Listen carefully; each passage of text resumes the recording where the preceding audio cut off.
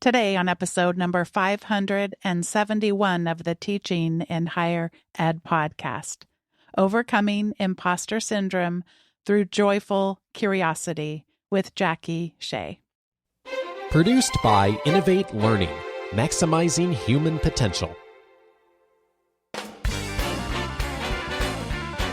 Welcome to this episode of Teaching in Higher Ed. I'm Bonnie Stahoviak, and this is the space where we explore the art and science of being more effective at facilitating learning. We also share ways to improve our productivity approaches so we can have more peace in our lives and be even more present for our students.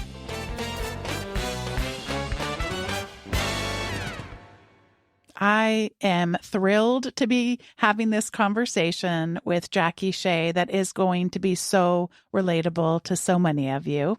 She is, as you will hear throughout this interview, a joyful educator, researcher, and advocate for inclusive and student-centered science education.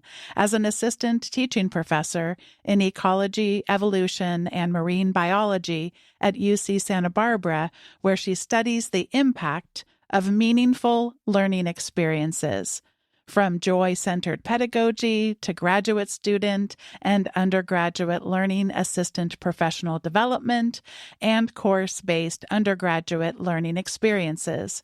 She believes every student can find the joy in the learning process and is committed to fostering an ecosystem of collaborative and engaged learning in biology. Trained as a fungal evolutionary biologist and microbial ecologist, Dr. Shay is fascinated by symbolic relationships between plants and their microbial communities, particularly how these relationships respond to environmental change.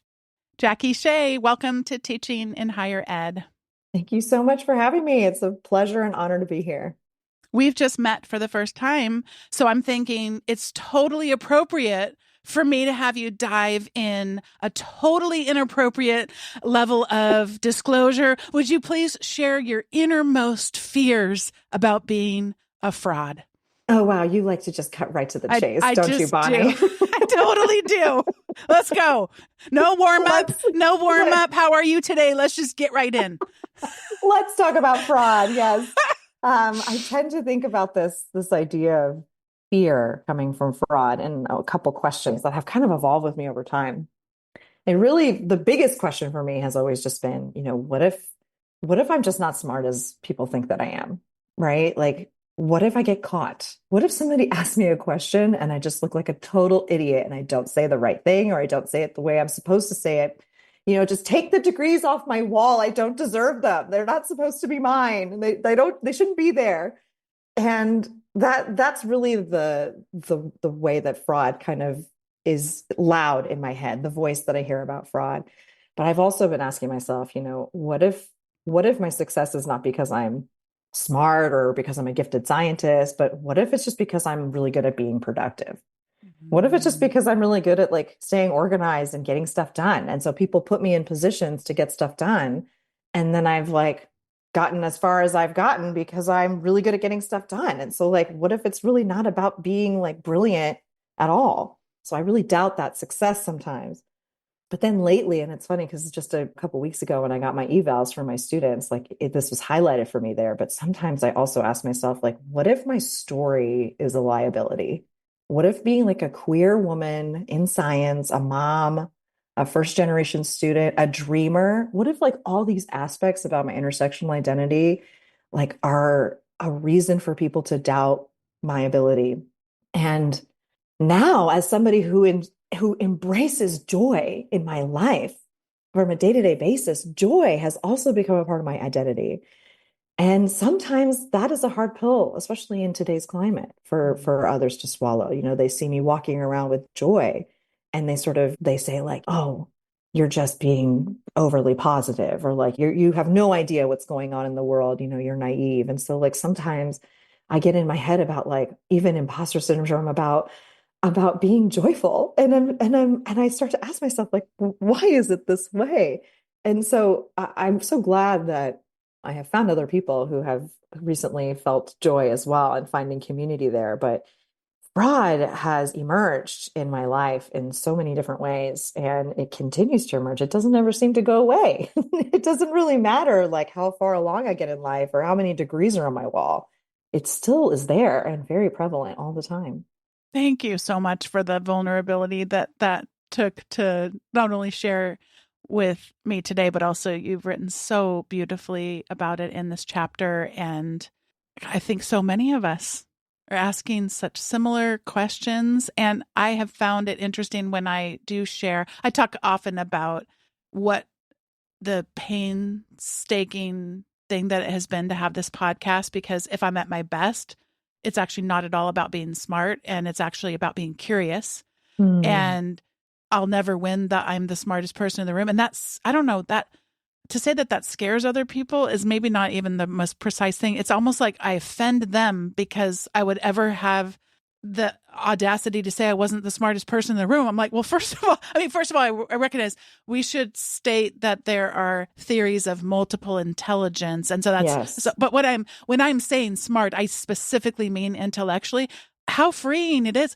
I don't really want to win that game Yeah. because I wouldn't win the game. And why do we have to, like, why is it important for me to pretend that I ever could? Like, I'm not even in that case experiencing imposter syndrome. I'm just experiencing actually celebrating my unique strengths. Yes. I would kind of like to compete in the curiosity. I actually don't really want to compete, but like collaborate, not what's it called? Cooperative competition. Like it would be so Hmm. fun to be in a room of people that were collectively trying to be the most curious people in the world. Like sign me up for being on that team, to join that. But to be the most smartest person in the room in terms of intellect, I don't know. Like that's, but especially in STEM fields, we see that a lot, right? I'm sure you've experienced that. Absolutely. There's like these assumptions about these degrees and these experiences we've had, but I definitely see myself as being someone who's, who has different types of intelligences that haven't necessarily been highlighted in Yeah. academia or certainly in STEM, like emotional intelligence. And so I talk a lot about emotion with my colleagues and with my students, and I can't tell you how many times they sort of come back to me and say, like, emotion doesn't feel like something that's very objective. I'm like, it's not. But it certainly informs our understanding of things and our experiences with things. And like, why can't we lean into that more? Why can't we recognize that these different types of intelligences have just as much value as intellectual intelligence? And so I'm definitely over time recognizing that, but certainly the little imposter syndrome voice in my head is very loud and strong all the time. And I see that in my students and I see that in others too. And so I like want to give everyone a big hug. Like let us everyone know it's going to be okay. Share with us about over your career some of the visceral memories that you have about what happened to your joy over those years. Yeah, so in education in the classroom, I have a lot of energy. I don't know if you could tell, but I have a ton of energy, and the energy does come from a place of joy that sort of naturally is in me. But many times in my life, that energy has been misunderstood in so many ways. Sometimes, I've been told, "Oh, you're too much," or "You need to relax," or "You need to slow down and stay quiet." And in class as a child, it was really interpreted as like a silliness. And I was seen as this like class clown, not taken very seriously, especially in my math classes and by my science teachers. I remember in the fourth grade, I would get in quite a lot of trouble for just daydreaming. And it got to a point where every time I would just look out a window in class, I was sent to the principal's office, Oh my punished for goodness. marveling the genius engineering of a spider's web. And over time, I honestly started to believe that school was just not the place to dream. Like it wasn't for dreamers, and I knew I was a dreamer. And it definitely made me feel like I was not supposed to be there. It was clear to me that joy was just for the playground, not the classroom. Hmm.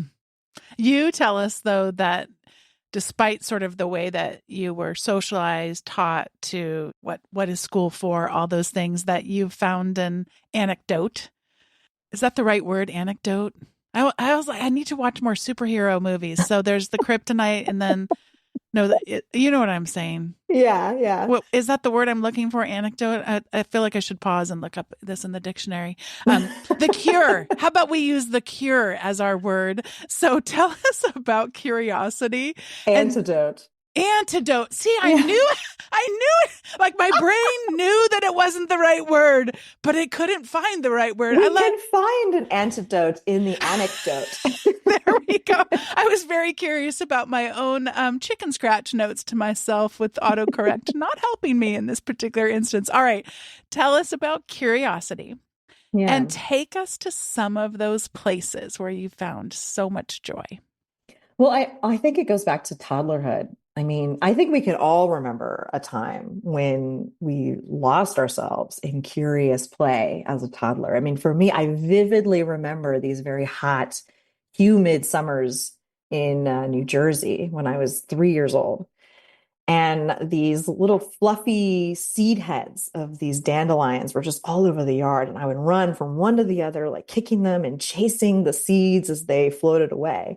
And essentially, I was appreciating seed dispersal at the age of 3. And these little moments of curiosity, I mean, they are available and accessible to all of us as kids. I mean, Bonnie, I'm kind of curious. Did you have moments like this as a kid?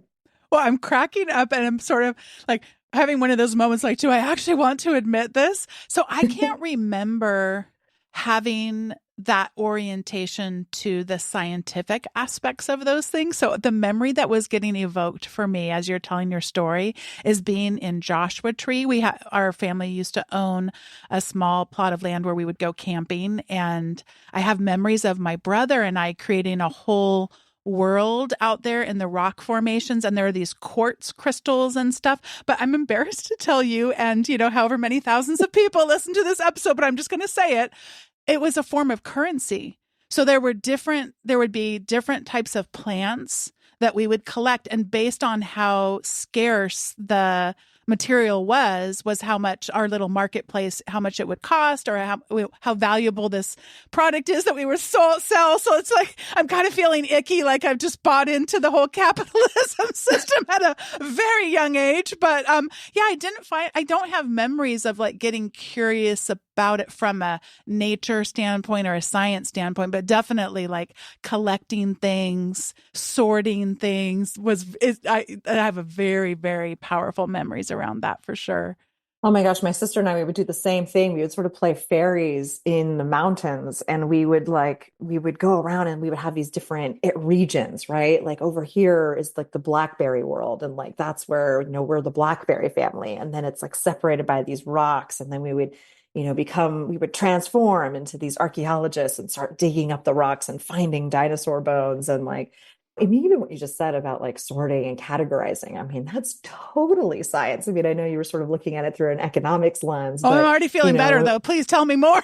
yeah, Tell me more about the science that was there. Think about what we do in an herbarium, when we collect these like sheets of like mushrooms and plants and lichen, and we sort of name them and we categorize them and we document them. I mean, that natural curiosity about collecting things and seeing how they differentiate between each other. I mean, that's biodiversity, right? I mean, even as simple as like playing with blocks and knocking them over. I mean, that's physics, right? When we like blow bubbles in our milk with our straw and all the little bubbles pile on top of each other, that's chemistry.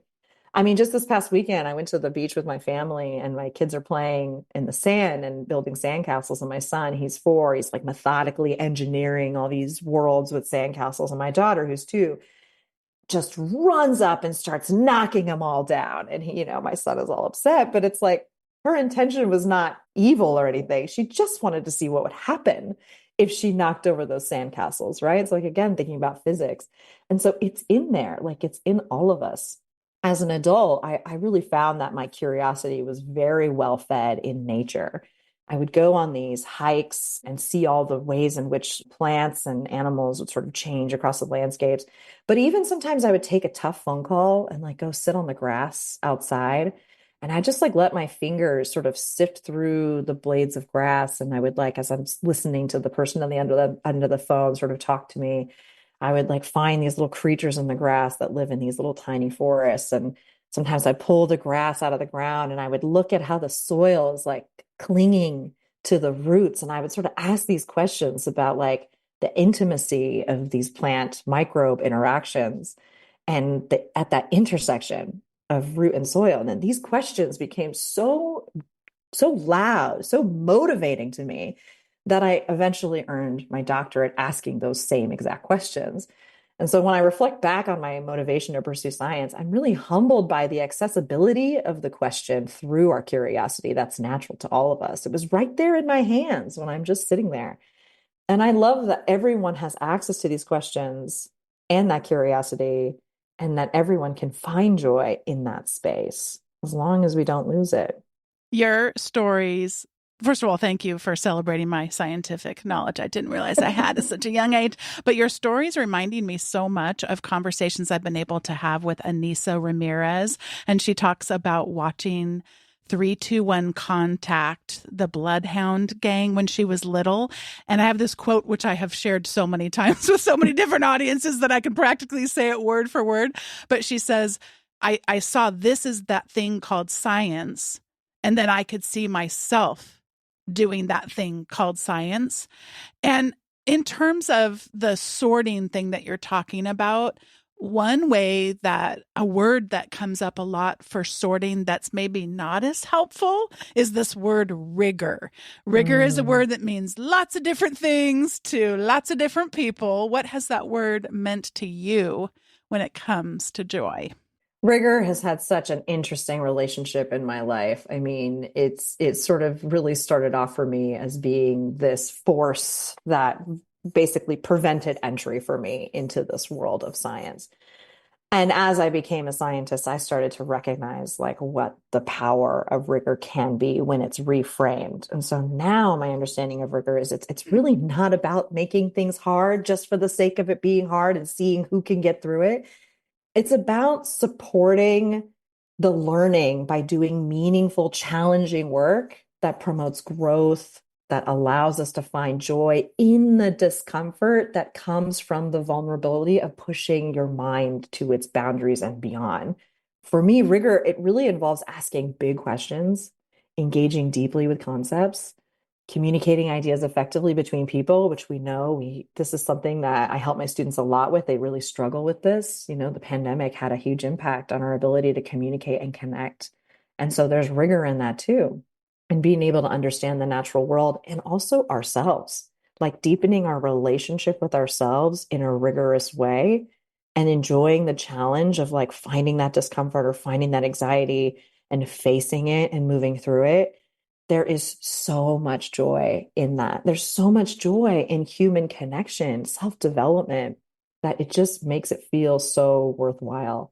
And I also want to add, just in the age of AI that we're in right now, rigor has evolved even further in my mind because, I mean, right? I mean, gone are the days of perfectionism. It's pointless to be perfect now. When a bot can do a nearly perfect product, when you ask it to like do this prompt or think about this thing, that cannot be our goal anymore. It's no longer the goal. And so instead, we can imagine rigor as vigor in the pursuit of truth, in thinking about empathy, in developing our ability to embrace the messy, to find the value in the work again. So to me, finding that motivation to make the mistakes and appreciate the mistakes, the strength in the struggle, having the deeper dialogue and the disagreements with each other and moving through that. That is where all that juicy, amazing stuff is that makes us human and helps us grow. So to me, that is what rigor is all about. Cognitive sciences will tell us to distinguish between two different types of difficulties, broadly speaking. There would be ones that you just described, the desirable ones, and how vital it is to be challenged. You described it as expanding our minds and our imagination, and could there be any finer work, any finer pursuit than that messy pursuit of truth? And yet, so often, particularly in STEM fields, what we inadvertently, I think most of the time, I don't hear people doing this on purpose. I mean, actually, no, maybe I do. I just don't know how conscious they are of it. But setting up difficulties that are unrelated to the task. What are some things that come to mind for you in STEM that gets in the way of the kind of joy that's the good hard stuff that instead is just hard stuff that maybe we could actually look at how to make it easier so there was more freedom to the good kinds of hard? Yeah, Bonnie, I'm thinking of Kevin Gannon's book on radical hope right now with the, that distinction that he made of logistical rigor versus cognitive rigor. So absolutely what I was talking about was cognitive rigor. So when I think of logistical rigor, I think, and especially in STEM, I certainly think about memorization, and memorization being this, like, for some reason we have decided it needs to be the foundation of, like, the basis of all that we know in science, when in reality, when you get into your real world job, right, like, you look stuff up all the time. I certainly look stuff up all the time, right? I'm not expected to know every name of every protein and every chemical composition and how that relates to each other and these reactions in this way. And so to think that that needs to be the introductory standard for students versus, like, a more exploratory approach where we can get students to really connect science to their own personal lives. Because, like I mentioned, I think we all are born to be scientists, and we're told we're not in over time.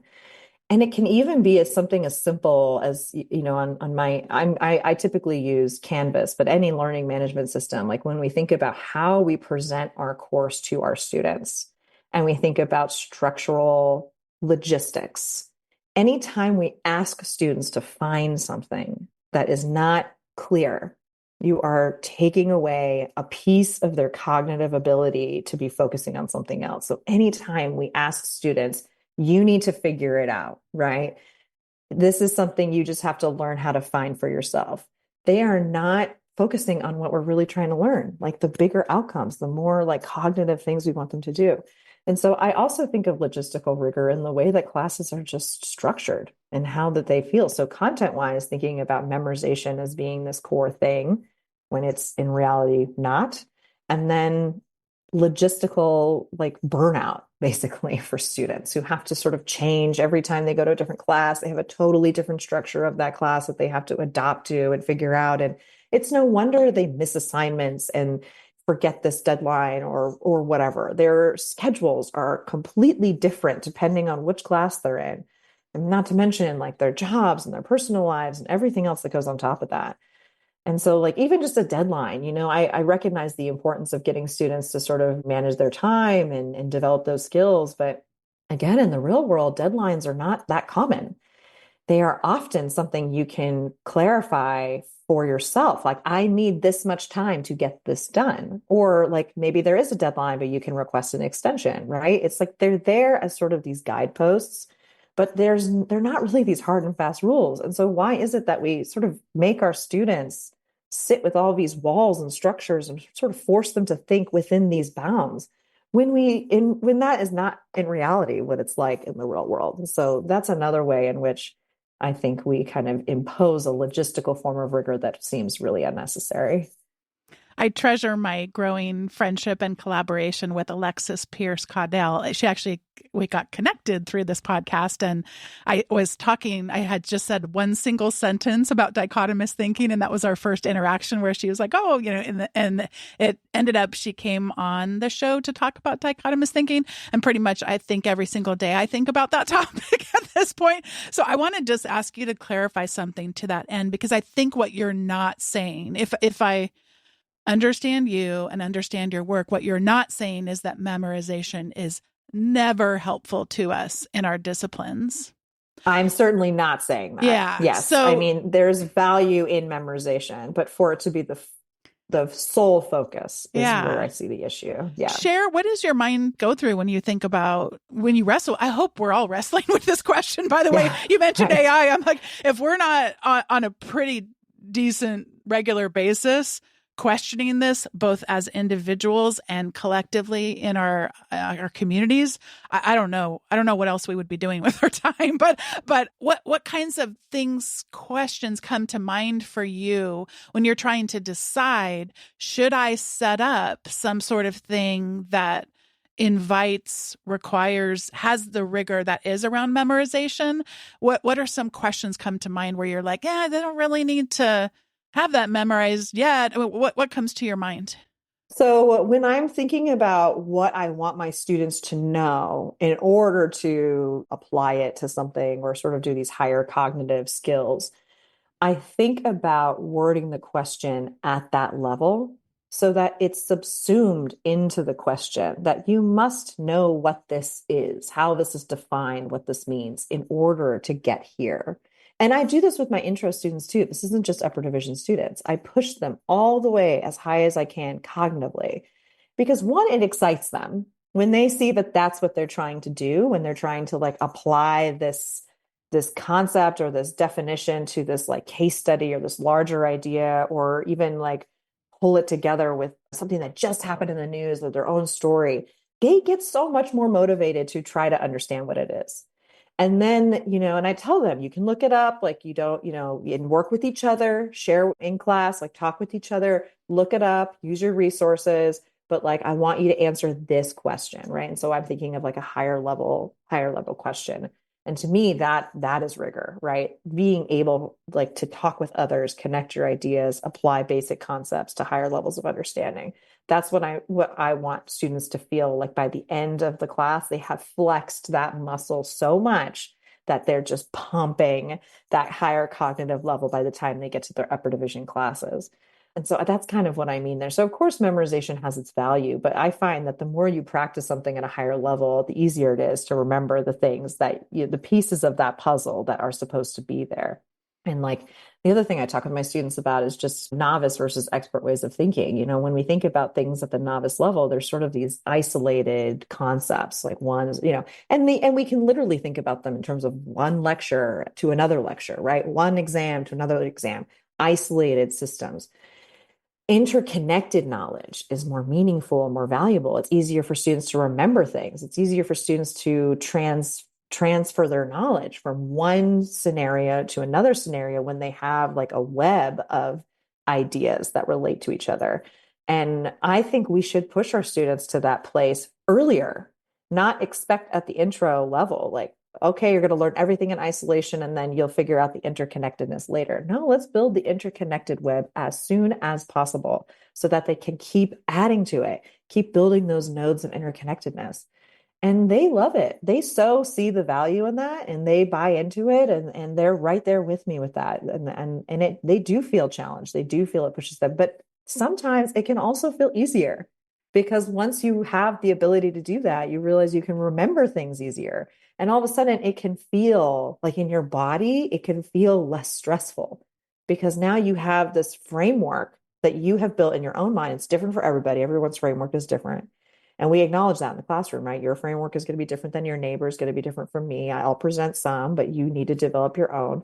And once they have their own framework and basis, then they have the agency to pull back on that whenever they want. And it becomes easier for them, less anxiety and less like worrying about like, oh God, I don't remember what the definition, specific wording of that is. That is such a powerful example and distinction. I'm going to be reflecting on this for some time because I think what we do is we want to have rigor. And when I say we, I'm really talking about other people, but I'm trying to be friendly here. The temptation is, yes, it needs to be rigorous. And the temptation is people need to know this stuff because yes, I mean, in many cases, that is really going to be important. The memorization will be important in some contexts and across the thing. But what I see us doing so often is inadvertently the stress on rigor, differently defined than how you just defined it, forces people to stay in novice levels because it's that transactional learning that's being emphasized. Put the phone away. Don't you dare ask, ChatGPT. And instead, by looking at that interconnected knowledge, the memorization is still important, but it comes so much naturally. That's what I'm hearing you say. Totally. It comes so much more naturally. I mean, we want to remember things, right? Our brain naturally does that. But when we force it to do it with no basis or foundation for where those independent pieces of knowledge are supposed to go, they just get lost. I was just talking to a student about this who who was, frustrated that we're sitting in a class where there's prereqs to this class that they're expected to know. And they're sitting there being like, God, I just don't remember any of it. And I'm like, it's not your fault. Don't blame yourself. It's okay. Like, we'll get you where you need to go. But I really want to touch on something you just said about transactional, because I have been thinking so much about this lately, Bonnie. So I'm so glad you said this. And like, just that learning has become so transactional. And like with AI, we have to stop with this model. We have to return to relational teaching like that used to be. I have this amazing example I was teaching a plant biology, upper division plant biology biodiversity class last quarter.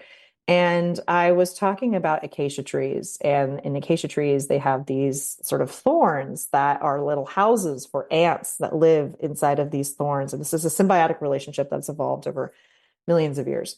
And the ants come to the defense of the plant when the plant is getting eaten by a giraffe or whatever, and they will come and then start biting the animal as it's eating the leaves. And so that is why over time, allele frequencies over time and evolution have like allowed these thorns to emerge to create homes. And inside those homes is like little food pockets, little sacks of protein rich food for the ants. So the plant not only gives the ants a house, it also provides dinner. And in return, it's like, please defend my leaves, right? And it's this beautiful relationship. And I could stand up there with my slides and like, I can emote and I could be passionate and I could share all of that. But what was really amazing was I sort of went to the students, right? And I get off my little stage and I go down into the audience with the students with the microphone, and someone raises their hand and I go up to them and they share this story about how they were in Costa Rica and how frustrated they were because they had to watch out for the acacia trees when they were in Costa Rica, because every time they would touch one, they would get attacked by ants. And they shared this really funny, really visceral story, and the whole room laughed, and it was so funny. And then after class, I asked a student, I was like, what do you remember about the acacia trees? And they're like, oh, I remember that student's story. I was like, exactly. Right? It doesn't matter like what I say up there. It'd be the fact that a fellow student of yours had that experience, had that memory, and then pulled that into our lesson. Now you remember that content so much more because we focus on the relational experience of doing this together and of elevating everyone's stories in the room, because everyone has these wonderful experiences that are totally relevant, but just go unheard quite often. And so whenever there's an opportunity to pull that in, I know that students have just learned that concept so much better. And so I love that you just said that, because a lot of what I try to do is relational work. And I get a ton of pushback. I get pushback from students too, who are like, I would rather you just stand there and talk to me about, about plants. I don't want to have a relational experience. I'm like, okay, I get it. That's worked for you. But I can see the students who really need that and are seeing how valuable it is to their memory and to building those interconnected nodes of knowledge in their mind, so that they don't have to memorize the relationship between the ants and the acacia trees. They just know it because of the stories that were told in class. I've been so inspired by the work of people like Mike Wesch, who really stress in their own lives a regular practice of learning things that are totally new to them. It's also one of my favorite interview questions when someone's applying to be a faculty member, to say, what is something recently new that you've learned? I probably need to start saying that has nothing to do with your discipline, because I don't think that we need to have beginner's mind. And so recently for me, this is such a funny example for anybody who knows me, because I am so not a sports person. Like we're kind of a weird family that way. Don't usually know when the Super Bowl is. If we hear about it, then it's like, hey, this would be a great time to go somewhere because no one's going to be there, that kind of an idea. But recently I have taken an interest in basketball, and it probably started for me having students who played on our basketball team. And I just find it pretty fascinating to watch people that I know do something that they do that well, that's in a completely different context. I'm really fascinated. Like, how does that work? That kind of thing.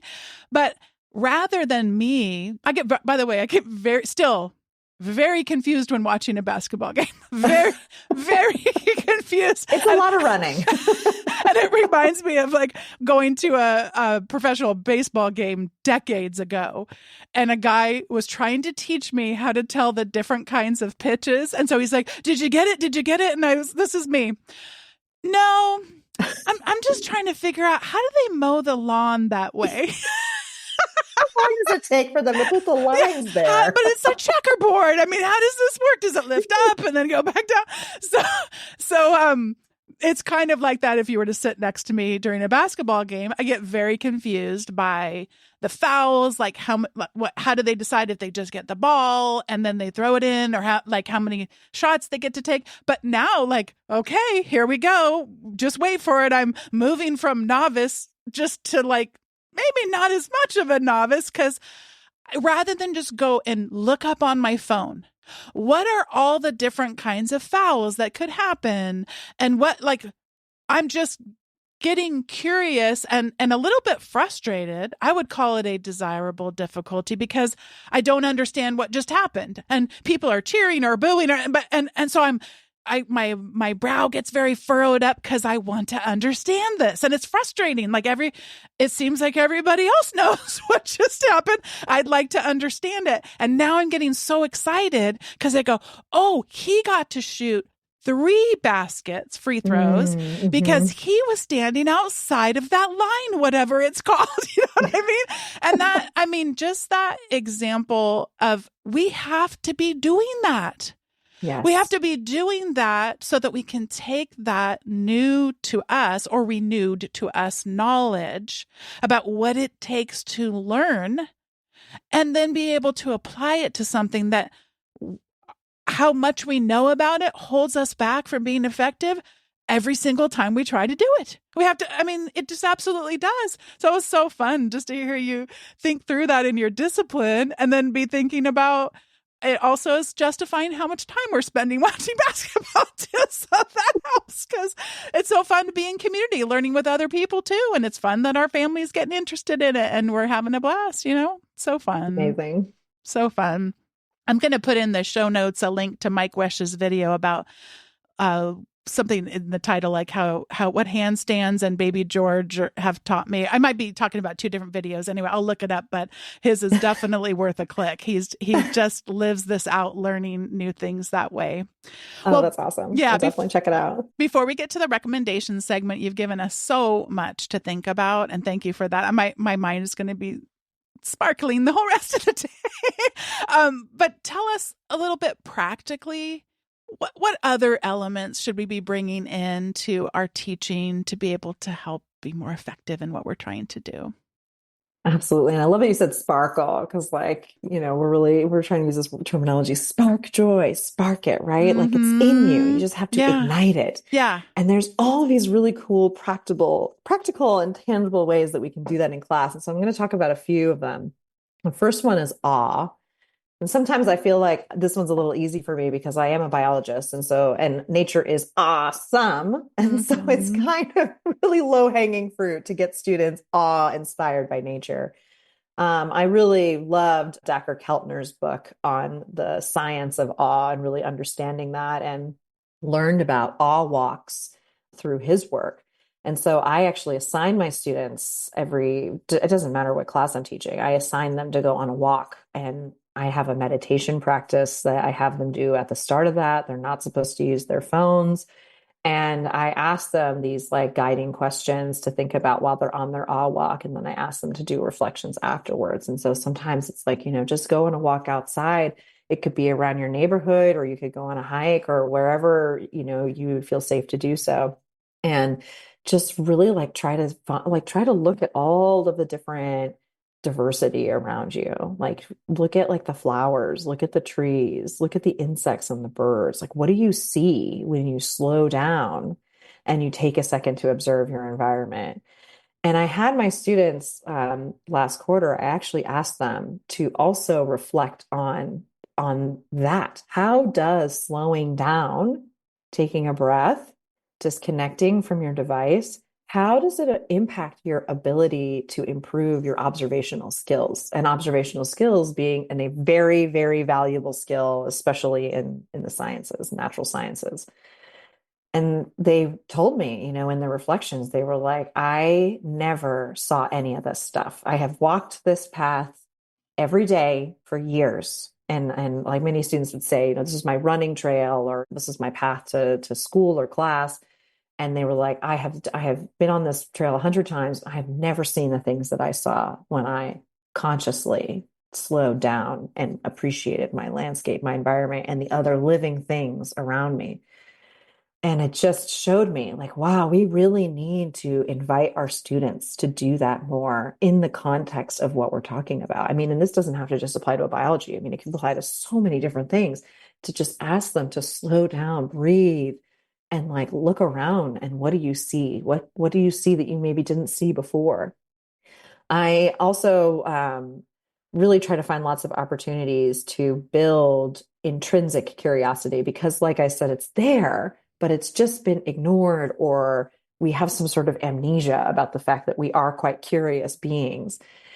And so I've been really loving Daniel Pink's work on self-directed learning and intrinsic motivation and Pink Time. And so I've been using Pink Time regularly. I do it at least once a class where I cancel class and I tell students to do whatever they want. It just has to be within the context of the class.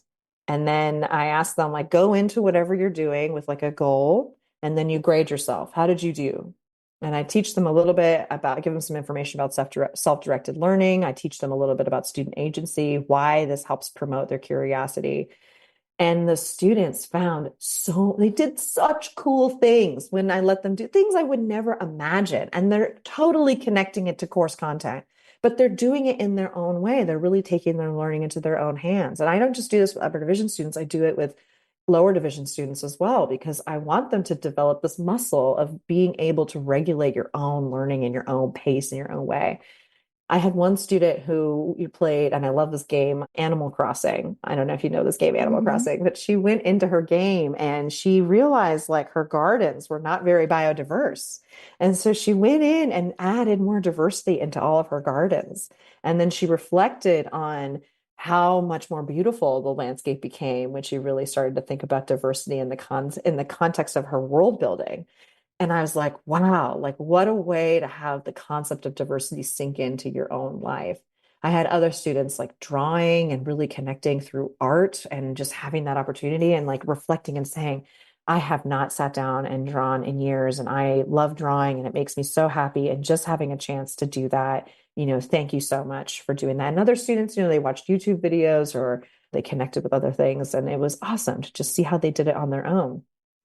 I also really talk a lot about mindfulness in class. And so kind of in the same line of slowing down and asking students to breathe, I do something that I learned from a faculty member at UC Merced, Fred Wolf, who uses this black slide in their lectures. It's I call it a wellness slide. And I tell students for 2 minutes, you can do whatever you want. You can close your eyes. You can get up and stretch. You can go to the bathroom. You could check your phone. Like maybe your phone's been blowing up and you just need a second to step outside the classroom and see what's going on. You can do whatever you want. And so I make myself put this slide in every single lecture. And sometimes I get to it and I have that urge like, oh, I just need to keep going. But I tell myself, no, I made a rule. When the black slide shows up, I have to pause. I have to stop. And I do it for myself too. I take a sip of water. I connect with some of the students in the class about non-content related things.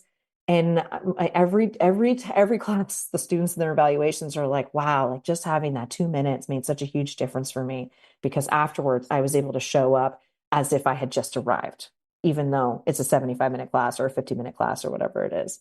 And so like kind of building in mindfulness into the class and thinking about that can be so valuable. And then for growth mindset, I do this in so many different ways. And I start with community norms with my class. And I'm sort of gonna tie this into my recommendation, Bonnie, but like Mm. community norms that I sort of co-develop with students to sort of have them develop language. Because I could tell them all day why this stuff is important. But if they don't come up with their own language about why it's important for them, it's not going to connect with them as much. And so I loved what my students did this quarter that I'm in right now. They added this community norm that I just thought was so cool. And they said, empower learning recognize learning as an act of bravery. And I just thought that was so cool that Mm. they came up with that. They recognize that learning is hard, learning can be vulnerable, and learning can be a space where there's like a lot of fear. And so they said, like, yes, that all is true. Let's be brave together in that space and encourage each other. And I just like was like sobbing reading it because I was like, oh my gosh, that's their words, not mine, right? They did that. And on the first day of class, I always talk about my own story of failure. They love this. I failed OCHA. I failed stats twice, and I still got a master's and PhD in biology. And so it's like normalizing failure as part of the learning process and getting them past that feeling that they have to be perfect all the time. And I also share a little video on neuroplasticity and just tell them, like, you have the choice to like change your mindset whenever you want. It's totally up to you. You can change your brain chemistry just over the course of this class by just choosing to like do something new and building new habits. Well, this is the time in the show where we each get to share our recommendations. And since you brought up Dacher Keltner, I just wanted to mention that Dave Stachowiak, my husband, has the Coaching for Leaders episode 254, and he invited him to speak about using power for good and not evil. And while not directly related to what Jackie shared, I do find it related to just the whole idea of imposter syndrome and recognizing the power that we have within us in some ways that we don't often think about power. So I would suggest that. And then I'm excited about Jackie's recommendation, so I'm going to make mine short. I just want to say that as Jackie was sharing about this exercise she has students do of being aware of, and becoming better observers, something that's really important to me is to be observing what's happening inside my own body. And I find that I need more stretches, and I've shared many times and will continue to share, tools and approaches I'm finding. So this one's really simple. It's a tennis ball massage. So all you need is a tennis ball and a wall and, or perhaps the floor, and you'll be in good shape. So I'm going to now pass it over to Jackie for whatever she would like to recommend. Oh, I'm totally doing that tennis ball thing. That is happening. My recommendation is a music artist that I've been listening to religiously lately that I hope some of you will enjoy. I like electronic dance music, and so I've really been diving in hard with an artist named Tinzo. They're queer Filipino American, and their music is rooted in LGBTQIA experiences with some inspiration from like indie dance, house, and soul. And they unapologetically really think about joy and inclusivity on the dance floor. And their brother, Jojo, they've created this group called the Radio Book Club. And I love it because they have community norms for the dance floor. And they've called it the Librarian's Manifesto to go with the Radio Book Club. And so I'm going to read you their community norms, because when you look at their YouTube videos, you see the people and they all have this common understanding of how they are going to be in that space. And it allows for more joy to occur because everybody's on the same page. So here's their community norms. 1, come for the music. 2, be open to unfamiliar music and sounds. 3, respect one another. 4, face each other instead of the DJ. I love that one because a lot of times when you see dance DJs, everyone's staring at the DJ and not actually engaging with each other. 5, no phones allowed on the dance floor. 6, dress to express yourself. And 7, dance your heart out. I just love it. I'm now trying to apply these to like a class you would teach. That'd be kind of fun, wouldn't it? Take a set of norms and try them on and change them from there. How fun is that? Oh, thank you so much. Well, thank you for the chapter that you've written for this wonderful book. Thank you for today's conversation. I'm going to be thinking about it for a long time to come. And thank you for you. Thank you for all that you have invested in students and now in expanding the teaching and higher ed community's imagination. Such a joy to get to talk to you today. Thank you, Bonnie. It was an absolute joy being here and getting a chance to talk with you. Thank you so much. Thanks once again to Jackie Shay for joining me for today's episode of Teaching in Higher Ed. Today's episode was produced by me, Bonnie Stachowiak. It was edited by the ever-talented Andrew Kroger. Podcast production support was provided by the amazing Sierra Priest. Thanks to each of you for listening. I encourage you, if you've not done so already, to sign up for the weekly update. You'll get the most recent episodes, show notes, as well as other resources and goodies that don't show up in those on their own. Head over to teachinginhighered.com/subscribe. Thank you for listening, and I'll see you next time on Teaching in Higher Ed.